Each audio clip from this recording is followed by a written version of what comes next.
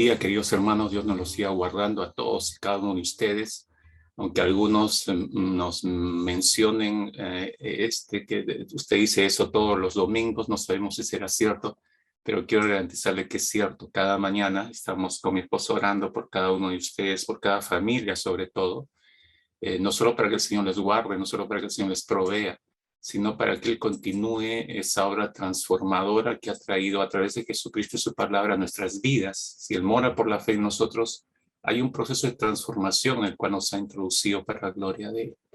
Estamos en esta serie, Despertados por Dios para edificar su casa, y nuestro deseo es que Dios pueda, si no es en el 100% el mensaje, una parte Dios la utilice para traer todas las respuestas y saciar todos los requerimientos que usted tiene en su corazón, sea que usted nos acompaña 15 años o 20 años atrás, sea que nos acompañe un par de meses, sea que nos acompañe un año, no importa la cantidad de tiempo, lo que nos alegra es que esté conectado, que esté conectada con nosotros en esta mañana, para beber de la misma fuente donde nos hemos dispuesto nosotros a beber, que es la palabra del Señor, en la seguridad y en la certeza que es poder de Dios para todo aquel que cree. Y si la palabra es poder de Dios a todo aquel que cree, entonces eso significa que yo le predico la palabra, esa es mi misión, pero yo no puedo transformar su corazón. Usted tiene que abrir su corazón y recibir la palabra como la palabra de Dios.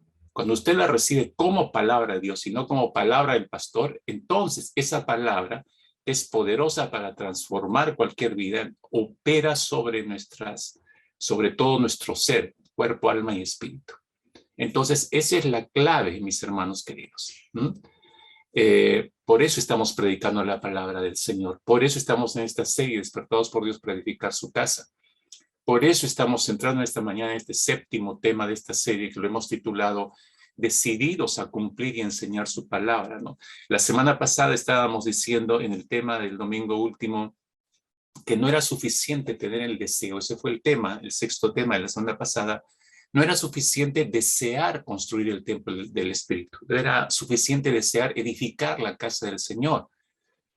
Vale decir el templo del Espíritu Santo, si nuestras vidas, reconstruir nuestras vidas de acuerdo a lo que Dios nos manda en su palabra. No es suficiente desearlo, ¿no? Uno tiene que tomar decisiones. El tema de esta mañana tiene que ver con esas decisiones.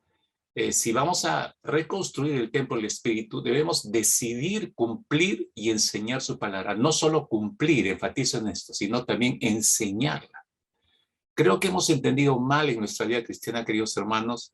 En algún momento de nuestra vida lo asumimos así, que podemos estudiar la palabra y estudiarla por muchos años y hasta absorber parte de esta a nuestra vida, cambiar algunos hábitos, pero la palabra siempre está girando para nosotros y para nosotros. Y eso no fue lo que el Señor nos mandó y no envió su palabra para eso. Por eso Jesús les dijo a sus discípulos antes de irse, vayan y hagan discípulos en todas las naciones, bautícenlos, es decir, llévenlos a que tomen la decisión de identificarse conmigo, que eso es el bautismo, y enséñenles, dijo, enséñenles a que obedezcan, cumplan todo lo que yo les he mandado, enseñen. Entonces, no es solamente, la palabra no es solamente para nosotros, es para enseñarla también. Yo quiero explicar esto a lo largo del mensaje. A través de la vida de Esdras encontramos un cuadro maravilloso y excelente que nos puede guiar, ilustrar, nos puede conducir a este punto, de repente muerto para algunos. No digo que para todos, pero de repente muerto para algunos. Usted ama al Señor, sé que es sincero, ama su palabra, la lee, la estudia, todos los días tiene contacto con ella, pero la está enseñando. Si usted va a reconstruir el templo del Espíritu, esa parte puede que esté totalmente en ruinas y por años, ¿no? Estas son marcas, digamos, marcas distintivas de un siervo de Dios o una sierva de Dios que decide construir el templo del Espíritu Santo. No se puede concebir, mis hermanos, el deseo y el propósito de corazón de reconstruir el templo del Espíritu Santo en nuestras vidas sin considerar obedecer cumplidamente su palabra y enseñarla más. Si la enseñanza solamente sería una responsabilidad de los pastores, entonces usted estaría librado, la mayoría de ustedes estaría librado de esta responsabilidad. Pero chequee Mateo 28, versículo 20, y usted va a encontrar ahí, no se lo dijo a los pastores, dijo a todos los que son los discípulos de Cristo, que vayan, hagan discípulos, que lleven a la gente hacia el bautismo y que les enseñen. Ese es el proceso de discipulado, ¿no? Entonces, permítame entrar al tema en esta mañana con esto reflexionando, con estos primeros 10 versículos que leyó nuestro hermano Guillermo en el capítulo 7 de Esdras.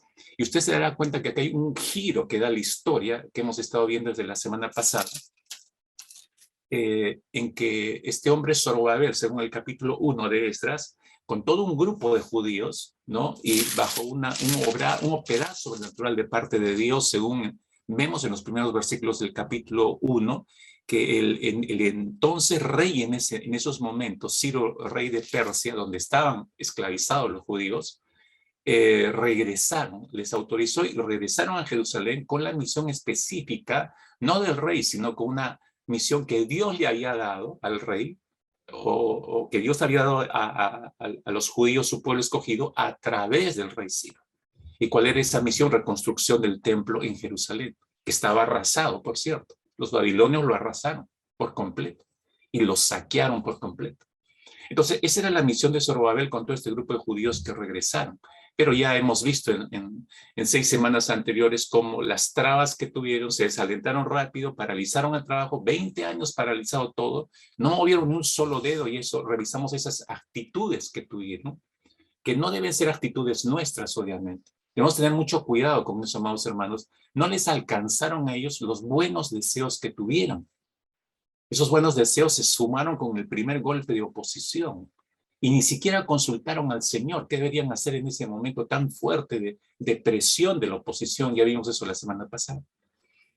Entonces, pero incentivados, como vimos el domingo último en el capítulo 5, después de 20 años, Dios envía a Ageo y a Zacarías, 2 profetas que les dicen las cosas claras, como decimos, ponen los puntos sobre las íes, y el Espíritu vuelve a motivar y a mover el corazón de todos estos hombres, empezando por el líder político Zorobabel, siguiendo por el líder religioso Yeshua como sumo sacerdote, y retoman con buen ánimo la construcción del templo y la terminan.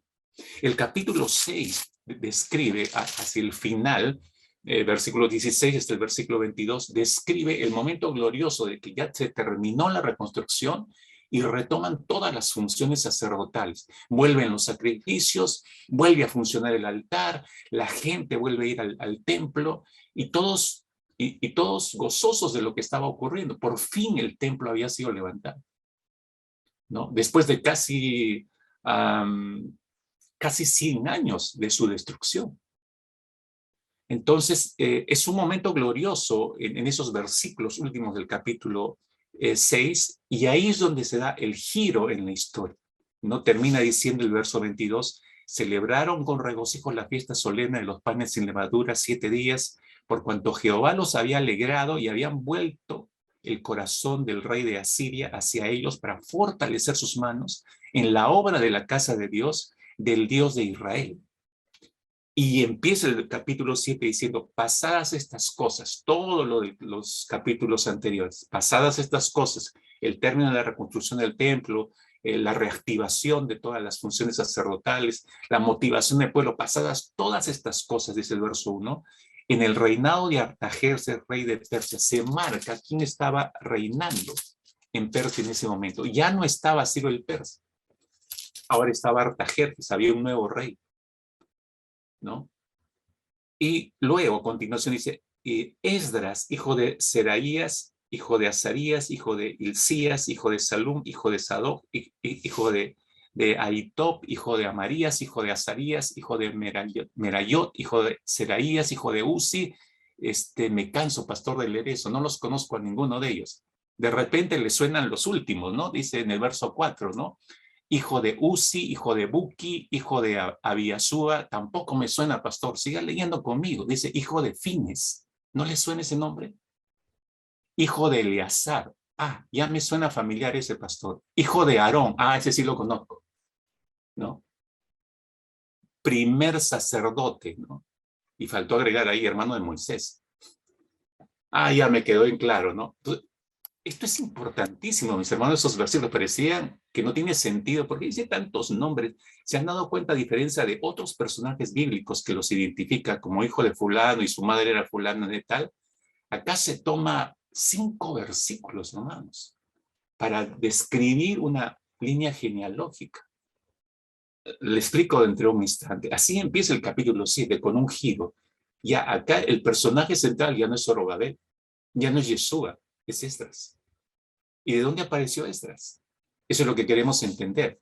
Permítame en los siguientes minutos, hermanos queridos, y quiero ser muy puntual en esto, quiero mostrarles las marcas distintivas, como decía, de un siervo, de una sierva de Dios, que decide construir un templo santo para el Señor.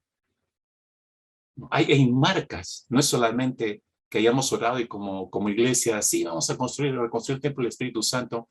Hermanos, como pastores, no nos vemos a ustedes como quisiéramos.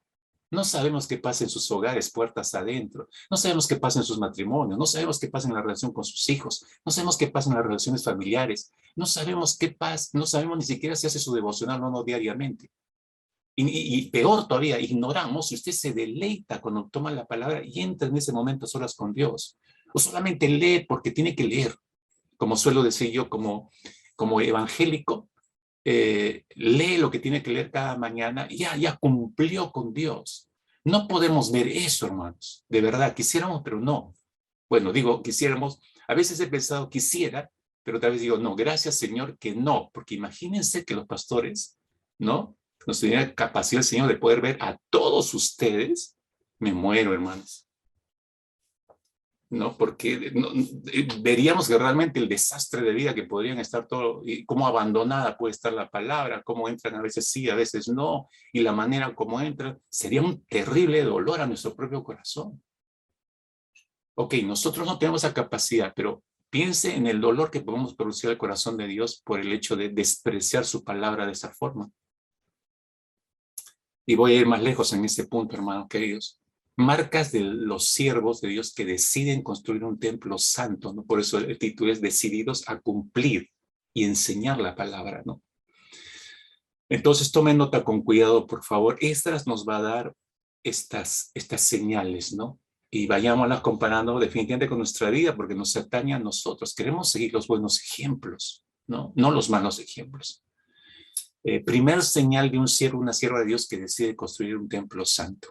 Es consciente de su identidad en primer lugar. Es consciente de su identidad. Por eso hacía referencia a los primeros 5 versículos que los acabo de releer, aunque suene extraño, no, aunque algunos se muerda la lengua por pronunciar alguno de estos nombres, ¿no?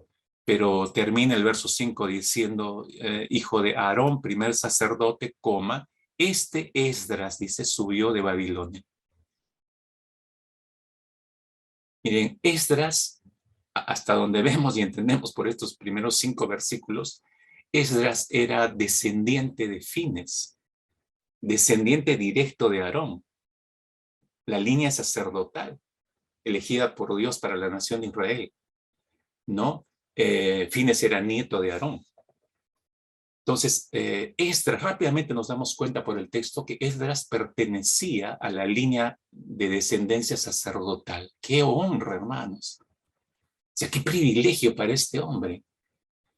Si hubiera habido un templo en Jerusalén, hablo años anteriores a esta reconstrucción, seguramente habría ejercido como sacerdote y probablemente como sumo sacerdote, porque venía directamente en la línea de Aarón. Pero como sabemos, el templo había sido incendiado, había sido destruido casi 100 años hacia atrás, y Esdras había sido, como muchos otros judíos, había sido llevado prisionero y muy joven en esa época, Esdras, bastante jovencito. Entonces no tuvo la oportunidad de ejercer el sacerdocio a pesar de pertenecer a la línea sacerdotal. Además, entendemos que Esdras no había considerado oportuno regresar a Jerusalén con la primera delegación de hace 20 años atrás, encabezada por Zorobabel. Porque usted empieza a leer acá la historia, aparece Esdras, y uno dice, ¿y por qué no regresó con Zorobabel? Bueno, no era el tiempo de Esdras. Era el tiempo de Dios para Zorobabel y para Yeshua en esos momentos. Probablemente Esdras vio que no había en realidad un lugar de servicio apropiado para él en ese primer grupo aparentemente. Pero también dicen los historiadores, no solo eso probablemente pesó en la mente de Esdras, sino él estaba sirviendo a los que estaban cautivos en Babilonia. Porque si leemos correctamente el verso 6, que dice que entre las características que se mencionan en él, dice era escriba diligente en la ley de Moisés. Alguien que es diligente en la palabra del Señor, ¿qué está haciendo en la cautividad? No está durmiendo la siesta y no le interesa a la nación, no, la está enseñando. ¿Y por qué lo está haciendo? Porque él sabe quién es. Esdras sabe quién es. Eso es identidad, hermanos. Pero luego de 20 años, obviamente, que volvió Zorobabel con aquel primer grupo de judíos, con la misión de la reconstrucción del templo, Dios motivó el corazón de un nuevo grupo de judíos que lo encabezaría Esdras, ¿no? Motivaría el corazón del mismo Artajerjes para que él también vuelva a reforzar no solo el deseo, sino por documento, enviar y respaldar a este segundo grupo para que regresaran a Jerusalén. Unas 2,000 personas se calcula que regresaron con Esdras, ¿no? Desde tierras persas hacia Jerusalén. El templo ya había sido construido, ya había sido restaurado, ya se había retomado, como leímos en el capítulo 6 al final, todos los sacrificios, las funciones sacerdotales, y todo eso se enteró, obviamente, Esdras. Entonces, él vio que era el momento de volver.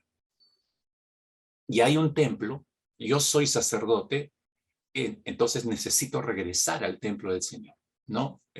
Dios lo motivó a que se percatara de todo esto. Pero si nos damos cuenta, estos primeros 5 versículos, como acabamos de decir en ese capítulo 7, no establecen la línea genealógica de Esdras solamente por puro gusto, por informar, nada más. No, evidentemente ese no es el propósito de los primeros 5 versículos, sino para dejar bien claro, para dejar bien sentado, hermanos, quién era Esdras. ¿Quién era Esdras? Ahora, eso al exterior de Esdras, pero de Esdras mismo, él sabía muy bien, hermanos, quién era. Él sabía perfectamente quién era, de dónde provenía, sabía su identidad. Para él estaba bien en claro su identidad. ¿Nosotros sabemos quiénes somos, hermanos? ¿Está claro para ti, mi hermano, mi hermana, tu identidad en Cristo Jesús? ¿La tienes bien en claro? Una de las grandes amenazas, voy a hablar de un problema para ilustrar esto. Una de las grandes amenazas, usted sabe, que enfrentamos en esta era cibernética, es el robo de identidad, ¿no es cierto? Se han especializado los ladrones cibernéticos en esto. Si alguien tiene acceso a tu computadora personal de alguna manera, o a tu celular personal y te roba tu nombre y tu clave de acceso bancario, ya tú sabes lo que ocurre. Esa persona puede asumir tu identidad y hacerte un daño terrible, enorme, como ha ocurrido a muchas personas. Puede transferir dinero de tu cuenta a la de esta persona o hacer compras por internet como si fueras tú. Es terrible que alguien asuma la identidad de otra persona en este sentido. Sin embargo, mis hermanos, eso es exactamente lo que ocurre cuando una persona viene a ser cristiana. La razón por la cual nos llamamos cristianos, hermanos míos, es debido al hecho de que nosotros hemos asumido la identidad de otra persona, nuestro gran Dios y Salvador Jesucristo. Por eso somos cristianos, ¿no? Cristianos. De manera que en el trono celestial nosotros tenemos una identidad diferente a aquella con la cual nacimos. ¿Se acuerda de lo que dice el apóstol Pablo? Que estamos sentados con Cristo en lugares celestiales. A ese lugar me refiero. Ahí tenemos una identidad totalmente diferente con la que nacimos, con la naturaleza de pecado aquí en esta tierra. Una identidad que no nos hemos ganado. Necesito que nos recordemos todos. No nos las hemos ganado y que tampoco nos las hemos robado, sino que se nos otorgó como un regalo de pura gracia, una nueva identidad. Hemos sido hechos en Cristo nuevas criaturas, nueva identidad, mis hermanos, de pura gracia. El Dios soberano, el Dios del cielo, ahora nos ve en Cristo y nos invita a hacer uso de todos los beneficios espirituales que conlleva el hecho de esa nueva identidad en Cristo. Nuestra vida, mis hermanos, para gozo nuestro, es una vida que está escondida con Cristo en Dios. ¿Se acuerda este texto precioso de Colosenses 3, versículo 3 y 4, donde el apóstol Pablo le dice a esta iglesia y a estos creyentes, porque habéis muerto y vuestra vida está escondida con Cristo en Dios? Cuando Cristo vuestra vida se manifieste, entonces vosotros también seréis manifestados con Él en gloria. Qué gran promesa que tenemos ahí, mis hermanos.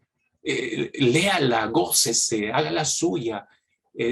Tenga esta esperanza presente cada mañana cuando se levante. Cuando Cristo nuestra vida se manifieste, entonces usted y yo también seremos manifestados con Él en gloria. Se acabará todas estas crisis que estamos viviendo, todos estos temores. Estamos en una posición, mis hermanos, completamente distinta a la que teníamos antes de conocer a Cristo, desde el punto de vista espiritual, ¿no? Hemos muerto con Cristo y hemos resucitado con Él de tal manera que ahora, dicen las Escrituras, Él es nuestra vida. Cristo es nuestra vida. Y eso es lo que implica, mis hermanos, ser cristianos. Cristo es nuestra vida y por esa razón tenemos una nueva identidad. No la hemos robado, insisto, no la hemos obtenido por mérito. Acá no hay meritocracia al recibir a Cristo. Este es un acto de soberana voluntad y gracia que Dios nos otorga a todos y cada uno de nosotros. Y la única manera en que podemos avanzar en nuestra vida espiritual es teniendo un entendimiento cada vez más claro de este hecho, de esta nueva identidad en Cristo y vivir en consecuencia a esa identidad.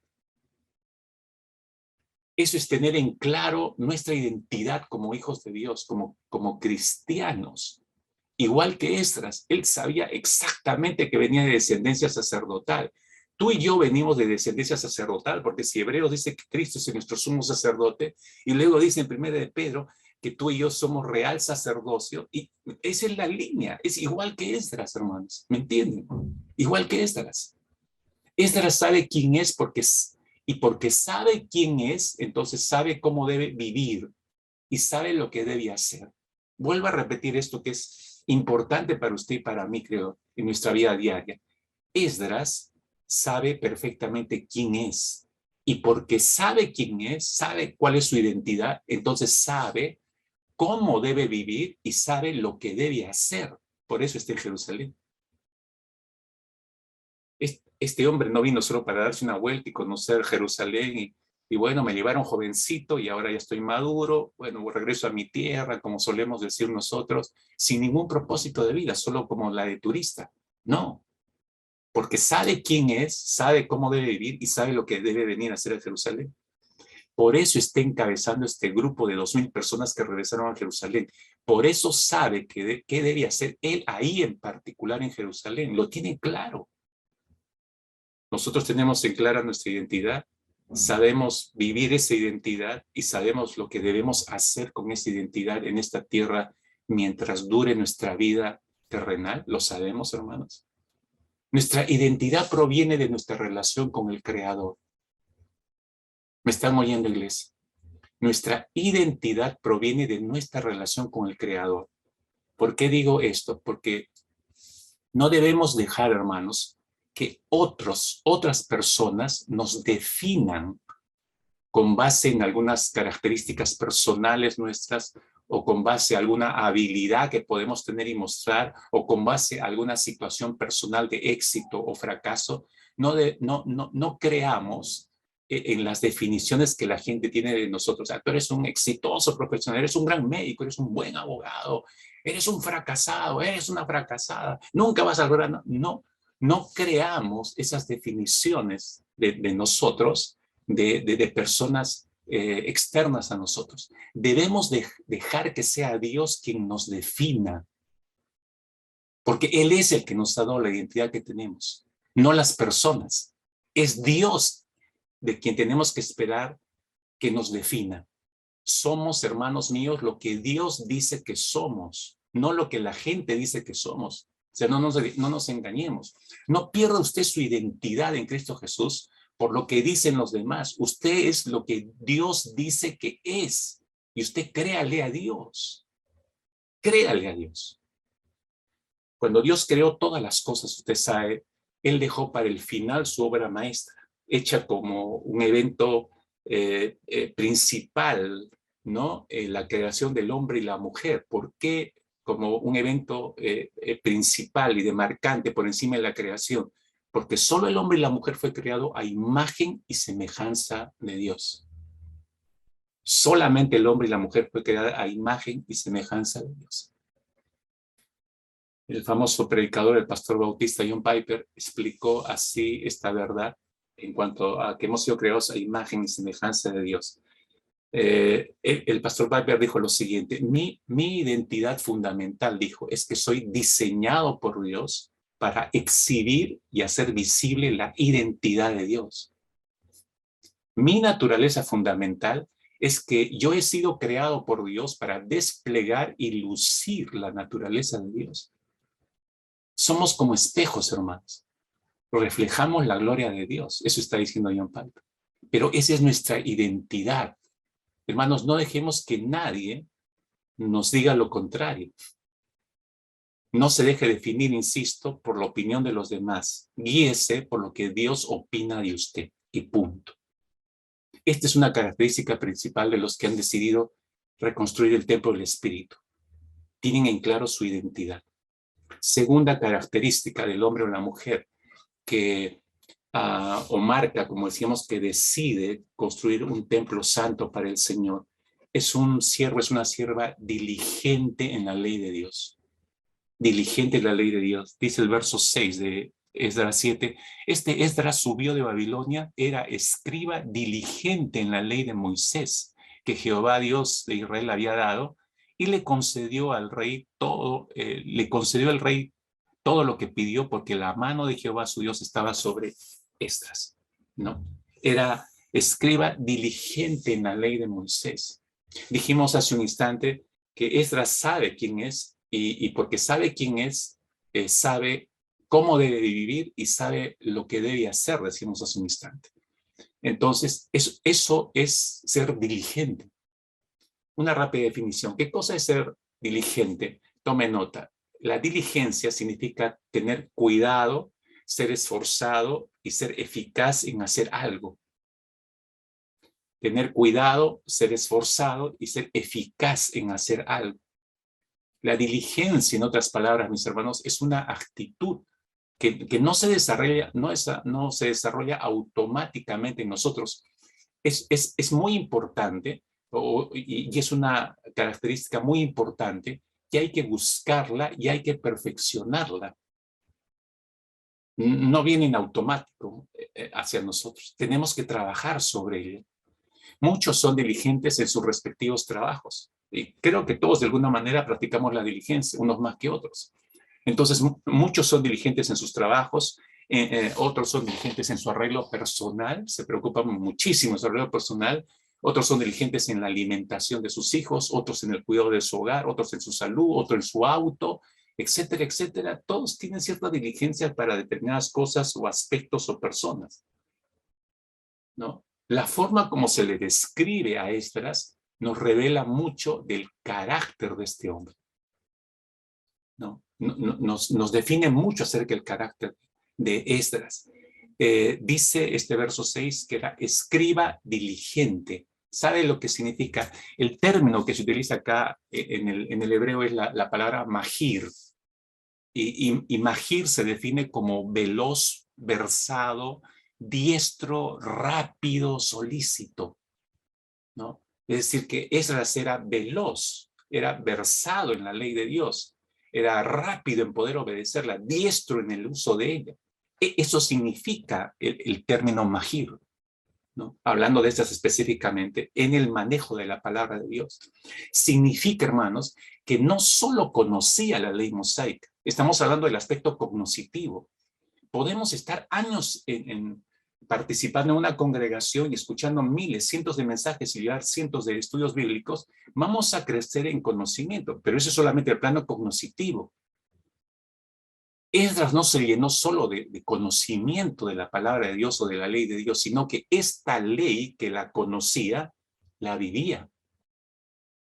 Se la sacó de su nivel cognitivo y la llevó a la práctica, ¿no?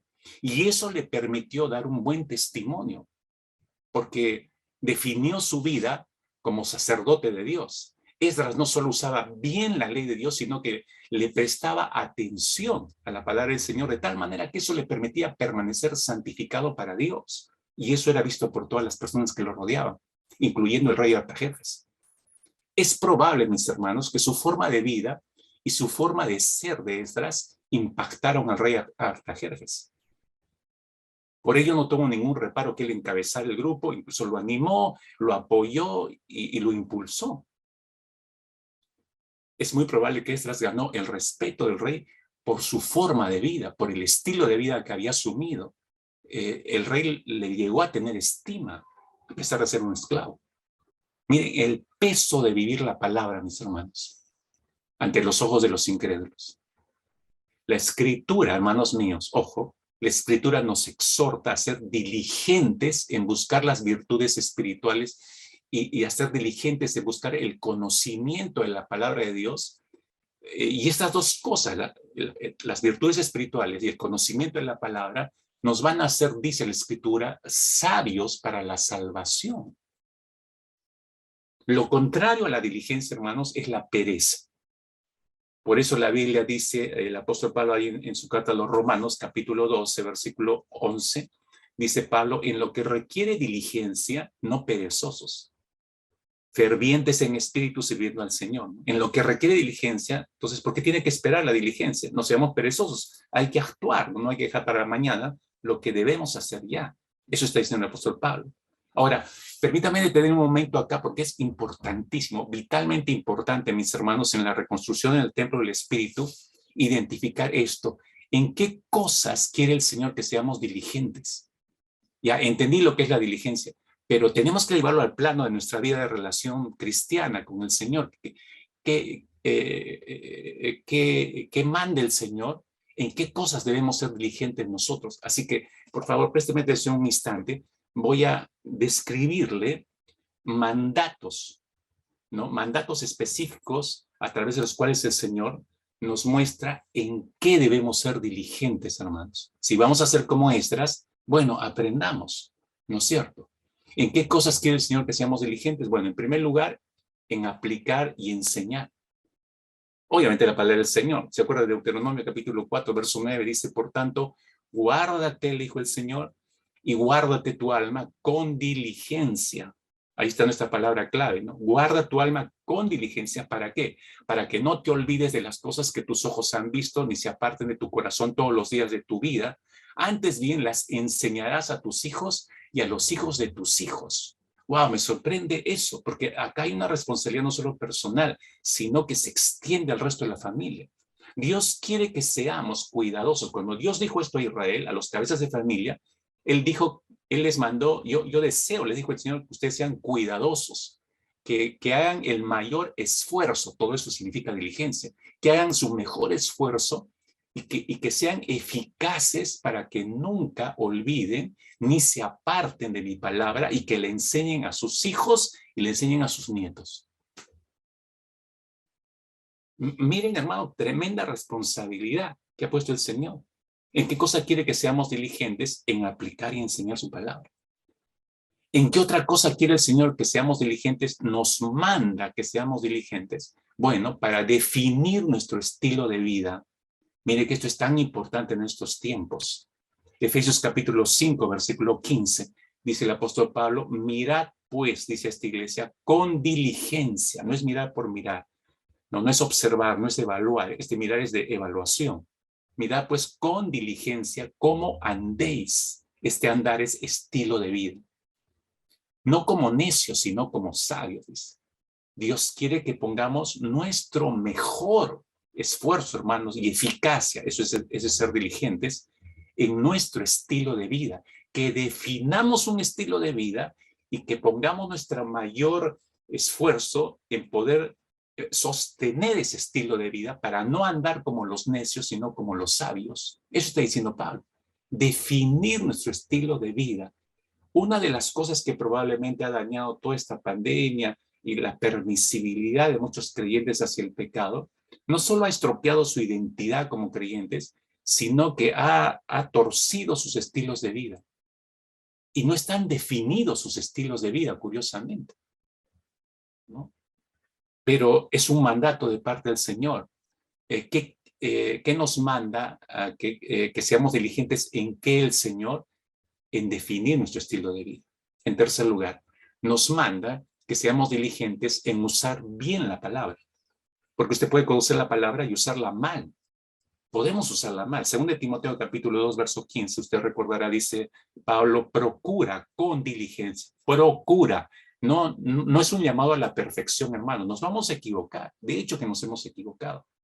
Pero dice, procura, aprende incluso de tus propias caídas, errores y pecados. Procura con diligencia presentarte a Dios aprobado como obrero que no tiene de qué avergonzarse, que usa bien la palabra de verdad. ¿Qué puede producir vergüenza en nosotros? El mal uso de la palabra. Dios quiere que nos presentemos como obreros, dice, aprobados, y que no tengamos nada de qué avergonzarnos por un mal uso de las escrituras. Entonces nos manda usar bien la palabra, seamos diligentes en usar bien las escrituras, hermanos. Y para usar bien la escritura uno tiene que conocerla, ¿no es cierto? Qué bueno poderle recordar esta mañana que justo hoy en la tarde, o ya hoy en la mañana a partir de las 8, ya empezamos los cursos desde el primer ciclo de Escuela Bíblica y Discipulado, donde podemos aprender no solo cognitivamente la palabra, sino llevarla a un estilo de vida y usarla correctamente porque la conocemos por haberla estudiado. Así que le animo a que no sea los que empieza algo y no lo termina. Estudie bien la palabra. Ya usted sabe que hay un mandato de por medio a que seamos diligentes en su uso, dice el Señor. Bueno, ¿qué más? ¿Qué cosa quiere el Señor? Que seamos diligentes, en cuarto lugar, para oírle a Dios. Para oírle a Dios. Hebreos capítulo 2, versículo 1 dice, por tanto, es necesario que con más diligencia atendamos a las cosas que hemos oído, no sea que nos deslicemos. Dios quiere que hagamos nuestro mejor esfuerzo, hermanos, y eficacia para retener la palabra oída, para obedecerla. No es retener por retener. O sea, es decir, aprender bien la palabra, yo retengo lo que he desmenuzado, he reflexionado bien, lo retengo porque esto es valioso, por eso lo retengo.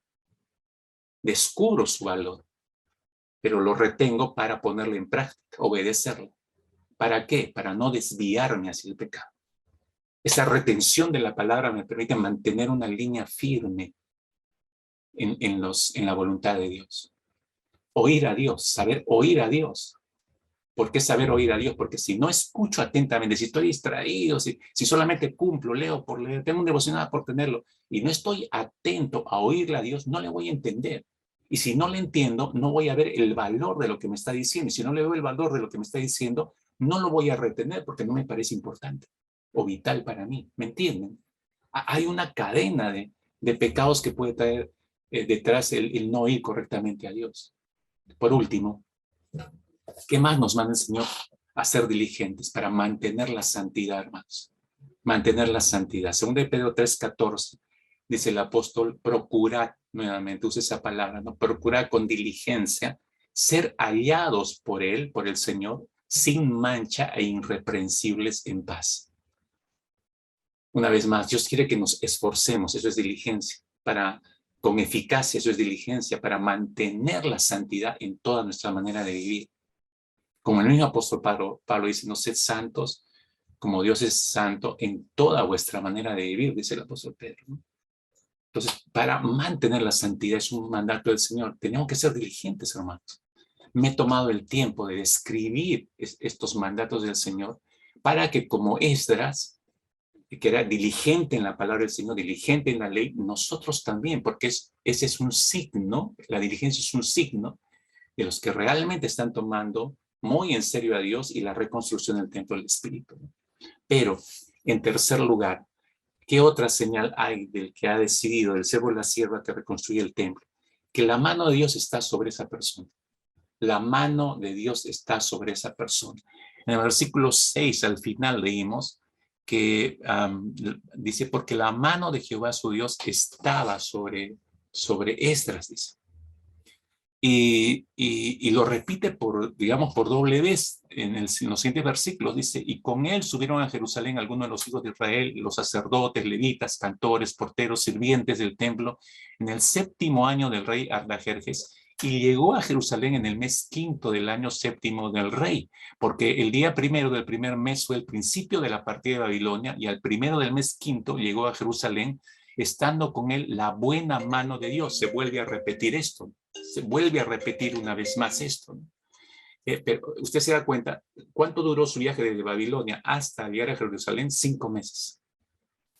5 largos meses, casi medio año, hermanos. Sí, esto fue muy tedioso, ¿no? Fue complicado el viaje, ¿no? Pero nos dice el texto, hermanos, para entender esto de esta señal distintiva que la mano de Dios está sobre este tipo de personas. Empieza el versículo 6 diciendo que Esdras era un maestro instruido en la ley de Moisés. Como no había tenido oportunidad de realizar sus tareas sacerdotales en el cautiverio de Babilonia, entonces, porque fue llevado muy jovencito prisionero, recordemos. Entonces no tuvo tiempo de ejercer el sacerdocio. Y llega cautivo allá, ¿no?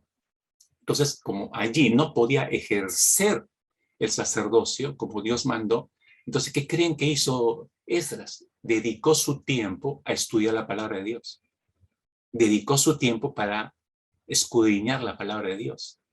Pero eso no resultó en desmedro de su fe, hermanos, sino en bendición para su vida. En otras palabras, la esclavitud resultó en bendición para Esdras, pues no cayó en la rutina de los rituales religiosos, porque estaba más tiempo en contacto con la Escritura, estaba más tiempo meditando en la palabra del Señor. Su reflexión detenida en la palabra lo hizo más cauto para aplicarla a su vida, porque tuvo más tiempo de procesar la palabra y de saber cómo poder utilizarla. Esdras, lo que quiero decir, hermanos, que en la esclavitud, Esdras usó el tiempo que no estuvo sirviendo activamente como sacerdote, lo usó para escudriñar las escrituras, para meditarlas en silencio, para reflexionarlas y para tomar las decisiones correspondientes que agradaran a Dios. Es decir, esa esclavitud fue una bendición para Esdras. No sé cuántos de ustedes, queridos hermanos y hermanas, podrían decir en esta mañana que esta pandemia ha resultado una bendición para sus vidas. Porque al igual que Esdras, les ha permitido emplear más tiempo en estos encierros pasados y en estas limitaciones, les ha dado más tiempo para pasar a solas con el Señor, para estudiar la palabra de Dios, para reflexionar mejor en la Escritura, para meditar mejor en lo que Dios les está diciendo, y eso les ha ayudado a una mejor calidad de vida espiritual. No sé cuántos de ustedes podrían decir, esta pandemia ha sido una bendición para mi vida. La reflexión profunda, hermanos, de la palabra de Dios determina que nuestra voluntad pueda ejecutar mucho mejor su obediencia hacia lo que Dios está mandando. Se gana más entendimiento del por qué le obedezco a Dios en esto o en aquello. Tengo mejor entendimiento porque la he masticado más tiempo la palabra. Y si nuestra obediencia mejora, mis hermanos, Dios no es indiferente a eso, sino observe lo que le pasó a Esdras. Leemos ahí en este versículo 6, dice, porque la mano de Jehová su Dios estaba sobre Esdras. Por esa razón. Y vuelve a repetirse en el versículo 9, como hemos leído hace un instante, ¿no? Agrega la palabra buena, ¿no? Dice, estando con él la buena mano de Dios, porque la mano de Dios es buena, hermanos, siempre, ¿no? Cuando hace un resumen del viaje de 5 meses que le tomó a Esdras desde Babilonia a Jerusalén, este es el resumen. Fue un viaje arduo, fue pesado, pero el texto nos da a entender, mis hermanos, que durante esos 5 meses o más, un poco más de travesía entre Babilonia y Jerusalén, estuvo con él la buena mano de Dios. Estuvo con él la buena mano de Dios. Estuvo con él la buena mano de Dios. En otras palabras, nos dice el texto que Esdras llegó a Jerusalén porque la mano de Dios estuvo sobre él. Si no hubiera estado la mano de Dios sobre él, entonces no habría llegado.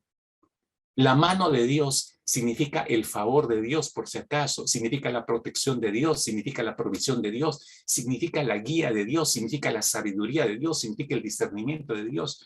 Todo eso es el favor de Dios que viene en sus manos. Y todo eso estaba sobre Esdras, desde que salió hasta que llegó. Pero ¿dónde está el punto de partida? En el versículo 5 tenemos, 6 tenemos el dato, pero que empieza mucho más atrás, cuando dice que era un escriba diligente en la ley de Dios. Yo no creo que la diligencia de Esdras le haya nacido antes de salir de Babilonia. Ya la tenía, aún desde cuando lo llevaron como esclavo desde Jerusalén cuando era más joven. Ya tenía la semilla, ya los padres habían trabajado esa parte en él, que en la esclavitud más bien la forjó más, la fortaleció, la consolidó. Ahora miren, todos quisiéramos definitivamente que la mano de Dios esté sobre nosotros, ¿sí o no? Todos quisiéramos que esté la mano de Dios sobre nosotros siempre. ¿Cómo se logra eso? Bueno, preguntémosles a Esdras, ¿cómo se logra eso? Preste atención y aprendamos todos, mis hermanos, cómo se logra que la mano de Dios esté sobre nosotros. Esté atento, por favor. Miren, regreso otra vez al versículo 6, que es riquísimo. Dice que era escriba diligente en la ley de Moisés. Lo primero que vemos, mis hermanos, tenemos que entender cómo es que uno logra que la mano de Dios esté sobre uno. Es que Esdras tenía una buena relación con la palabra de Dios. ¿Usted quiere que la mano de Dios esté sobre usted? ¿Usted quiere que el favor de Dios, la protección, la provisión, la guía, la sabiduría, el discernimiento esté sobre usted? Bueno, empieza a tener una mejor relación con la palabra de Dios. Esdras la tenía. Un escriba es el que estudia detalladamente las escrituras, porque los escribas transcribían la palabra de Dios. Entonces tenían que milimétricamente conocían cada palabra. No podían obviar nada. Entonces, imagínense la mente de Esdras. No solamente estaba llena de la palabra del Señor, sino que la conocía de arriba y abajo, al revés y al derecho. Y no solo eso, la llevó a la práctica. Eso enriqueció su vida. Ahora, si nosotros deseamos que la buena mano de Dios esté sobre nosotros, inevitablemente debemos tener una relación muy íntima con la palabra de Dios. Es decir, pasar tiempo con ella, estudiarla, meditarla, reflexionarla, memorizarla, enseñarla. Escuche, no solamente estoy diciendo tenemos que estudiar la palabra, no, estoy hablando de meditarla, memorizarla, enseñarla, integrarla a nuestras vidas. Muchas personas religiosas, hermanos, piensan que Dios está con ellos, y esto es muy cierto, hermano, lo sigo escuchando de continuo, ¿no? Piensan que son religiosas, ¿no? Y piensan que Dios está con estas personas. Y entonces usted escucha, Dios está conmigo, yo sé que Dios está conmigo, hacen ese tipo de afirmaciones, cuando ni siquiera tienen una Biblia, cuando ni siquiera abren una Biblia. Y si la tienen por ahí guardada, ¿no? Archivada como un libro más. O sea, qué engañados están estas personas creyendo que sin tener contacto con la palabra tienen una buena relación con Dios y que Dios está por ellos y que la mano del Señor está sobre ellos. Eso no es posible, hermanos. El hecho de tener una buena relación con la palabra de Dios hará que hallemos gracia delante de Dios y gracia delante de los hombres. Por eso leemos aquí que en el caso de Esdras dice que le concedió el rey todo lo que pidió. ¿Por qué tuvo tanta gracia delante del rey? ¿Qué produjo eso? La diligencia de Esdras en tener buena relación con la palabra de Dios. Hace un instante decía, eso le ganó el testimonio delante del rey. Entonces el rey dijo, pídeme todo lo que necesites y yo te apoyo, ¿no? Entonces, mire cómo Dios opera y cómo honra a quien honra su palabra, obviamente, ¿no? Así que, iglesia, ¿cómo anda tu relación con la palabra de Dios?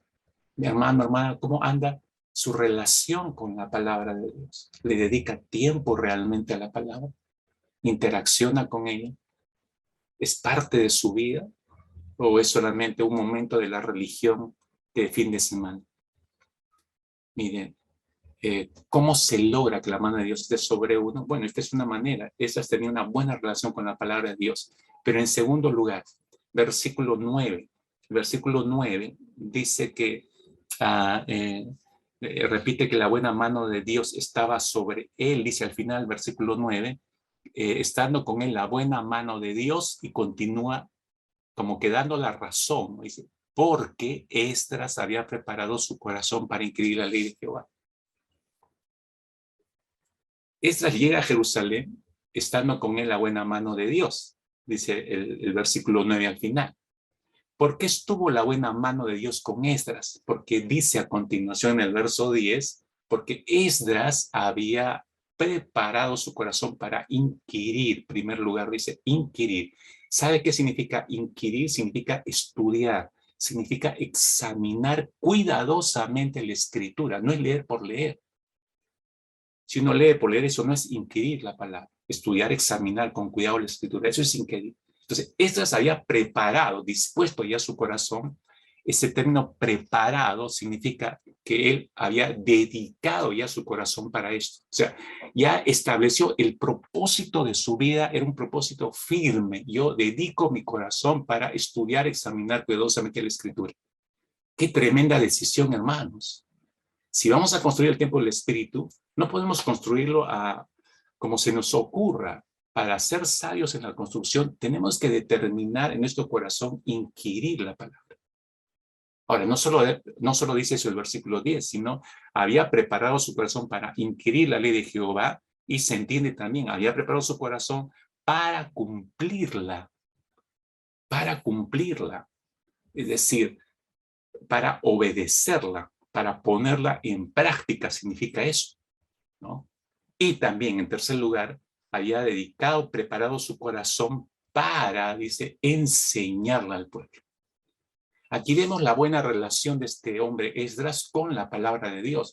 Observemos, por favor, mis hermanos, la relación que existe entre preparar su corazón y la buena mano de Dios esté sobre él. Hay una relación directa, proporcional directa. En otras palabras, Esdras toma la decisión bien pensada, bien evaluada, y dice, determino en mi corazón prepararme, ¿no? Prepararme para dedicarme a esto, para consagrarme a esto. Determinó ese propósito en su corazón primero y luego lo echó a andar. Y hacia dónde lo dirigió, para examinar la escritura, para obedecer la escritura y para enseñarla. Y hemos tomado esa decisión, mis hermanos. No me cabe la menor duda, la mayoría de ustedes que les encanta mucho estudiar, examinar la palabra, ya determinaron en su corazón estudiar. Por eso cada curso que se lanza están estudiando. Pero ya determinaste en tu corazón obedecerla, ya determinaste en tu corazón enseñarla. Es como si entonces el circuito no estuviera cerrado. Acá hay algo incompleto, hermanos. Esto es lo que Dios pide a cada uno de nosotros. Es lo que Dios espera de una iglesia de sana enseñanza. Es lo que Dios pide de cada persona sobre esta tierra. Claro está que cada uno de nosotros decimos, ¿no? Sí, yo amo al Señor y me gusta su palabra, y sí, pero como decía, como que el circuito está incompleto, ¿no? Hacemos una parte porque nos encanta, pero no completamos con el resto. No podemos esperar, mis hermanos, que la buena mano del Señor esté sobre nosotros. Por favor, entiende esto. No puede usted esperar que la mano de Dios esté sobre usted si usted está dejando de lado la palabra de Dios. No es posible, no existe la posibilidad de que la mano del Señor se mantenga sobre nosotros si yo desecho la palabra. Yo puedo gritar a los cuatro vientos, el Señor siempre está conmigo, siempre me acompaña, pero si yo no tengo contacto con la palabra, no la estudio, no la examino, no la obedezco y no la estoy enseñando, entonces no puedo asegurar que la mano de Dios está sobre mi vida. No es posible. No existe esa posibilidad, hermanos. Y si te está yendo muy bien, solamente para aclarar, porque algunos podrían decir o pensar, pero pastor, yo no creo lo que usted dice, porque a mí me va muy bien. Y yo no oro, yo no leo la palabra. Bueno, sí me gusta su iglesia, entro, me conecto, pero a mí me va muy bien. En el trabajo tengo un buen sueldo, no me ha faltado durante toda la pandemia. Puede que sea cierto, sí, Si le está yendo muy bien, entonces permíteme aclarar esa situación. Si le está yendo muy bien es porque alguien, escuche, alguien está interesado en engañarle y hacerle creer que así todo anda muy bien, sin Dios y sin su palabra. Incluso le susurra en el oído que la prueba de que no necesita a Dios y que no necesita su palabra es que usted está bien.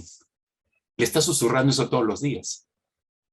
Pero, acá viene el pero luego de un tiempo le va a pasar el cobro de la cuenta. Y el cobro de la cuenta siempre es destrucción. Destrucción de usted, de tu familia, de tu trabajo, de todo. ¿Sabe cómo se llama esa persona que le está susurrando toda esa mentira al oído? El diablo. No necesitas orar, no necesitas estudiar la palabra. Mira, te va bien, ahí está la prueba. Entonces no necesitas todo lo que este pastor mentiroso está diciendo. No necesitas creer todo lo que dice la Biblia. ¿No? Si te está yendo muy bien y tú no eres un ferviente adorador de Dios, ese es el enemigo del diablo. Un día le va a pasar la factura. Le va a pasar la factura. El diablo se ha encargado por décadas hacer que la gente se aparte de la palabra de Dios. A él no le conviene que la gente conozca y obedezca la voluntad de Dios. Y entonces engaña a la gente haciéndoles creer que está muy bien lejos de las escrituras. Pero si vemos a Esdras nuevamente, él está muy bien, pero ¿por qué está bien? ¿Por qué le va todo bien? ¿Por qué es un hombre próspero? Porque él ha determinado en su corazón estar pegado a las escrituras y eso lo apega más al Señor, estar cerca de la palabra de Dios y cerca de Dios mismo. Entonces solamente así él garantiza la buena mano de Dios sobre él. No nos equivoquemos, hermanos. Entonces de esta manera uno logra que la mano de Dios esté sobre uno. Pero hay un tercer aspecto que quiero comentar que nos muestra el texto y la vida de Esdras, ¿no? ¿Cómo se logra que la mano de Dios esté sobre uno? La mano del Señor estuvo sobre Esdras porque este hombre de Dios no tomó la palabra del Señor solamente para su provecho, sino que decidió también, como dice al final el versículo 10, para enseñar en Israel sus estatutos y decretos. Él decidió también enseñar, preparó su corazón para enseñar a su pueblo. Hermanos, hay un proceso que todo cristiano debe seguir en su relación con la palabra de Dios. Es como un circuito que debe completarse. Dios espera que completemos ese circuito. Dios nos manda que lo hagamos. Hay 5 mandatos bíblicos sobre qué debemos hacer con la palabra de Dios para cerrar bien ese circuito. Y me permito decírselos para que aprendamos. Estamos aprendiendo, ¿no? A que la buena mano del Señor esté sobre nosotros. Y decía hace un instante, si usted ha decidido estudiar la palabra bien por usted, si usted ha decidido obedecerla bien por usted, pero no la estoy enseñando, el circuito no está cerrado. Y Dios espera que usted lo haga. Si no, no está completo su obediencia al Señor. Entonces, ¿qué debo hacer entonces? Obedezca lo que Dios ha mandado para cerrar ese circuito. ¿Cuáles son esos mandatos? Ok, aquí va. El primero, uno tiene que desear intensamente la palabra. Eso es lo primero que Dios nos manda, ¿no? Primera de Pedro, capítulo 2, versículo 2. Usted recordará, dice el apóstol Pedro, por tanto, dice, desechando toda malicia, todo engaño, hipocresía y envidias, toda difamación, o sea, uno está limpiando su vida, deseen como niños recién nacidos la leche pura de la palabra para que por ella crezcan para salvación. Deseen como niños recién nacidos. Estamos hablando solo específicamente en cuanto a la palabra. Hay que desearla intensamente, pero solamente es uno de los elementos de todo el circuito. Entonces somos llamados, según lo que estamos leyendo, somos llamados a desear la palabra de Dios. Pero hay cosas que ahogan el deseo de ella. La malicia, el engaño, la hipocresía, las envidias, las difamaciones, como dice el texto. Por eso hay que limpiar. Debemos desechar lo dañino para aprovechar realmente los nutrientes que nos trae la palabra. Deseamos como niños recién nacidos. Un niño recién nacido llora desesperadamente por mamar. Lo enchufan a la mamá, empieza a mamar con desesperación, está recibiendo todos los nutrientes. Esa es la actitud. Desearla intensamente, hermanos. Pero es el primer elemento del circuito. Segundo elemento, recibirla con humildad. Hay que recibir la palabra con humildad. Eso dice Santiago 1:21. cuando dice, por lo cual, desechando toda inmundicia, vuelve a hablar de limpieza y todo el resto de malicia, reciban ustedes con humildad, esa es la actitud, con humildad la palabra implantada, que es poderosa para salvar sus almas, dice. La Biblia no es una palabra de cualquier persona, hermanos, por favor, comprendamos esto. La Biblia proviene del soberano del universo, del creador de todo lo que existe. Y debemos tener una actitud de siervos ante él, como la que tuvo el profeta Samuel cuando era aún niño. ¿Se acuerdan? Por primera vez oye la voz de Dios y no la identifica y tiene que pedir ayuda y aprende. Entonces, la siguiente vez que escucha el llamado de Dios, la respuesta del niño Samuel, esa nos debe quedar en claro y grabada para nosotros. Esa es la actitud. ¿Recuerdan lo que dijo? Habla, le dijo al Señor, porque tu siervo oye. Habla porque tu siervo oye. Ese ejemplo del joven Samuel es ya valiosísimo para nosotros en nuestra relación con la palabra de Dios. Cada vez que hablamos la escritura, habla, Señor, porque tus siervos te oyen. Esa es humildad. Si queremos experimentar la fuerza transformadora de la palabra, mis queridos hermanos y hermanas, tenemos que recibirla con la actitud apropiada. ¿Recuerdan lo que dijo el Señor a través del profeta Isaías, ahí en el capítulo 66? Dijo, pero a este miraré, al que es humilde. ¿A quién va a mirar el Señor? Al que es humilde, contrito de espíritu y que tiembla ante mi palabra. Que tiembla ante mi palabra. Esa es la actitud de humildad que requerimos, pero es el segundo elemento del circuito, desearla intensamente, recibirla con humildad, pero en tercer lugar, deleitarnos en la palabra.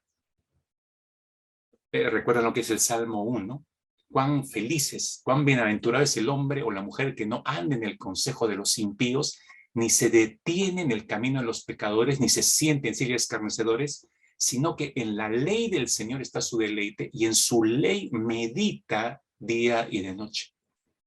Hermanos, no somos llamados solamente a desear y recibir la palabra, sino también a contemplarla, a admirar su belleza de tal manera que meditemos constantemente en esa palabra. El hombre del Salmo 1 que estamos leyendo, que es muy descriptivo, el hombre de este Salmo puede apartarse del camino de los pecadores y vivir solo para Dios, porque tiene la palabra y ha hallado en la palabra un deleite mayor que el que pueden ofrecerle cualquier otra cosa en su alrededor o en este universo. Ya sopesó, ¿no? Dice, yo prefiero la palabra. Y por eso desecha todo lo demás y se queda con la palabra y se deleita en la palabra. Esa debe ser nuestra actitud, deleitarnos en la palabra, es el tercer elemento. Pero hay un cuarto elemento, el obedecerla. No solamente puedo quedarme a contemplar la palabra, debo decidir obedecerla. Sean, dice Santiago 1:22, sean hacedores de la palabra y no solamente oidores que se engañan a sí mismos. De nada nos sirve, hermanos, saber mucho de la Biblia, escuchar buenos sermones, si no ponemos en práctica lo que aprendemos. Esta es una batalla de todos nosotros día a día. El amor de Cristo, hermano, nos debe mover a vivir en obediencia. Ese es un motor que nos impulsa. Tenemos un gran potencial para hacer cosas grandes para el Señor, hermanos. Y eso depende de nuestra obediencia a la palabra. Usted, mientras más obedezca al Señor, hermanos, Dios lo va a usar. Usted no se imagina cómo. Ese es el cuarto elemento de este circuito, ¿no? Hay que obedecerla, pero ¿cómo cierra el circuito? Con la enseñanza. Con la enseñanza. ¿Recuerdan estas menciones del apóstol Pablo en su segunda carta a Timoteo? Capítulo 3 le dice, toda la escritura es inspirada por Dios y útil para enseñar. Le está diciendo a Timoteo. Y por ende a cualquier creyente. Toda la escritura es de Dios, es palabra inspirada por Dios y es útil para enseñar. Eso significa, hay que enseñarla, pues. Nos dejamos enseñar por ella y la usamos para enseñar a otros. Pero también en esa misma carta, en capítulo 4, verso 2, dijo Pablo, que prediques la palabra, le manda a Timoteo, ¿no? Y cuando usa esa palabra, que prediques la palabra, es que enseñes, la transmitas. La predicación haya su cabida externamente cuando la enseñamos. La predicación es para eso, para enseñar. Es lo que estoy haciendo en esta mañana. Predicándoles, les estoy enseñando la palabra de Dios. ¿Dónde haya su fundamento todas estas verdades bíblicas? en el mandato de Jesús a sus discípulos. Por eso lo citaba al inicio, Mateo 28:20, ¿no? Enseñándoles que guarden todas las cosas que yo les he mandado. Eso nos mandó a todos nosotros. Se da cuenta, no es solo a los pastores. Todos debemos enseñar. Somos discípulos de Cristo. A los siguientes discípulos hay que enseñarles que guarden todas las cosas que yo les he mandado. Pero para enseñarles, yo tengo que conocerles. No puedes enseñar algo que no conoces. Cuando enseñamos la palabra de Dios está corriendo, hermanos. Cuando enseñamos la palabra de Dios, muchos otros tienen la oportunidad de conocer a Cristo y su maravilloso plan redentor. Tú no enseñas la palabra, frenas eso. Puedes estar cerrando la posibilidad de que una persona conozca el Evangelio. Piensa en eso, por favor. Debo terminar, hermanos míos. El tiempo siempre es cruel. El famoso doctor Martin Luther King, pastor, él dijo lo siguiente. Me hizo pensar mucho esta frase la semana pasada. Él dijo, al final, dijo Martin Luther King, no nos acordamos tanto de las palabras de nuestros enemigos, sino de los silencios de nuestros amigos. Una vez más, lea conmigo. Es un pensamiento profundo. Al final no nos acordamos tanto de las palabras de nuestros enemigos, sino de los silencios de nuestros amigos. Esta frase me hizo recordar por unos segundos. Apenas leí, el Señor trajo a mi mente las propias palabras del Señor Jesucristo, cuando les dijo a sus discípulos, ahí en Juan capítulo 15, si bien vas a recordar, en el versículo 15, Jesús les dijo, ya no os llamaré siervos, ¿te acuerdas? Porque el siervo no sabe lo que hace su Señor, pero os he llamado amigos, porque todas las cosas que oí de mi Padre os las he dado a conocer. Ya no los llamaré siervos, sino amigos. Amigos, hermanos. Entonces, cuando el Señor me hizo recordar este versículo, pensé inmediatamente, bueno, el Señor me hizo reflexionar, pensé y percibí la pregunta, ¿no? ¿Qué espera Cristo Jesús de sus amigos entonces? Si somos nosotros sus amigos, ¿qué espera Cristo Jesús de sus amigos o de sus discípulos? ¿Sabes qué espera? Que hablemos acerca de Él, que hablemos acerca de su evangelio, ¿o no? Eso espera Jesús de sus amigos. Usted sabe, y es quizás en lo que muchos fallan. Creo que todos podemos ser testigos que en cada iglesia no faltan hermanos y hermanas que hablan bastante, más que otros. Los hispanos tenemos como característica que somos habladores. Por lo general damos muchas vueltas antes de llegar a un punto. Lo malo es que en algunos casos invertimos tiempo en hablar sobre temas sin interés, sin importancia, irrelevantes, y callamos en lo que debe ser el adorno de la lengua de todo cristiano.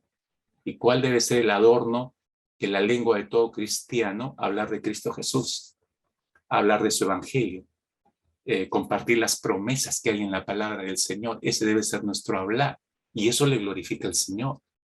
Dios le dijo al profeta Jeremías, si te acuerdas, ponte de pie, le dijo a Jeremías, habla todas las palabras que te he mandado que hables, a todos. No omitas ni una sola palabra, le dijo Jeremías.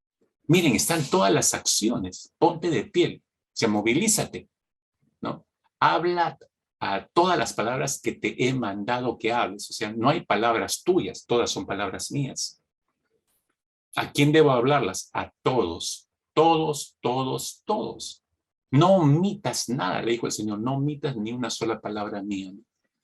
Espero que eso nos quede claro a todos nosotros, hermanos míos, ¿no?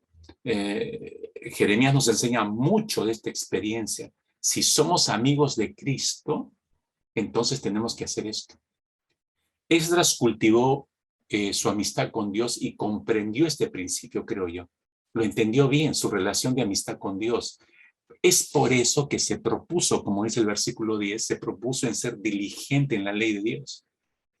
Es por eso que se preparó su corazón para estudiar bien la palabra de Dios. Es por eso que dedicó su corazón a cumplir la palabra de Dios y ponerla en práctica. Es por eso que tomó la firme decisión, ¿no? El firme propósito de enseñar la palabra de Dios a su propio pueblo. Por eso la buena mano de Dios estuvo sobre él. Hermanos míos, ya tomó esa decisión de ser diligente en la palabra, ya tomó la decisión de preparar su corazón para estudiar bien las Escrituras, para dedicar su corazón a cumplir la palabra del Señor, para enseñar también la palabra del Señor. Ya tomó esas decisiones, su circuito está completo, está cerrado. No desperdiciemos nuestros días en cosas sin sentido, hermanos. Si usted quiere que la buena mano de Dios esté con usted como lo estuvo con Esdras. Gran ejemplo, ¿verdad? Necesitamos unos minutos entre nosotros y Dios. Cierre sus ojos ahí por unos momentos, por favor. Levante su oración desde lo profundo de su corazón, de su alma, de su propio espíritu, agradeciéndole al Señor por lo que le ha hablado en esta mañana a todos nosotros. Pero también dígale, Señor, dígale así, no quiero dejar la vida de Esdras como la historia de un buen personaje. Si bien es cierto, dígale así, si bien es cierto, Señor, no puedo ser exactamente igual a Esdras porque yo no soy Esdras, pero Señor, deseo que me inspire en esta mañana todo lo que he aprendido a través de la vida de este hombre. Ahora dígale así, por favor. Determino en mi corazón, preparo mi corazón para ser diligente al estudiar tu palabra, Señor. Dispongo y dedico mi corazón para cumplir tu palabra, para ponerla en práctica. Tomo el firme propósito, Señor, de enseñar tu palabra. Primeramente a los míos en mi hogar, mis hijos. Luego a quien pongas delante mío, Señor, en mi camino. Es más, dígale así. Señor, quiero ser un adorador, un verdadero adorador, como lo fue Esdras. Que todo lo que hagas, sí, dígale, hermano, que todo lo que yo haga te pueda honrar, Señor. Quiero ser así un verdadero adorador, que te honre en cada acción en mi vida y que esto pueda alegrar tu corazón, Señor.